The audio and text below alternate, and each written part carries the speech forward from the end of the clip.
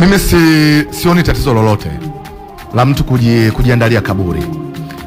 Kama kuna kitu ambacho tunapaswa kuwa na uhakika nacho ni kwamba siku moja tutakufa. Yes. Sasa kwenye familia zetu nyingi, unajua tunaogopa ile end product, lakini huwa kuna michakato mingi sana tunaifanya ambayo inaashiria kwamba tuko conscious siku moja tutaondoka kwenye dunia hii. Ndio maana familia nyingi zimetenga maeneo kwa ajili ya kuzikia familia yao. Hayo ni maandalizi kwamba tunataka watoto wetu wote, familia yetu yote itazikwa hapa. Haina tofauti na hilo kaburi. Kuna muda tunaandaa mirathi kwamba siku moja utakuwa umeondoka, hiki na hiki kitachukuliwa na huyu. Ni maandalizi ya kawaida.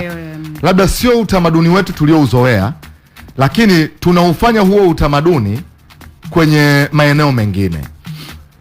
Wako watu wanachagua maeneo ya kwenda kuzikwa. Kwa mfano mimi nimeshasema so many times kwamba mimi nikifariki naenda kuzikwa Kaliua.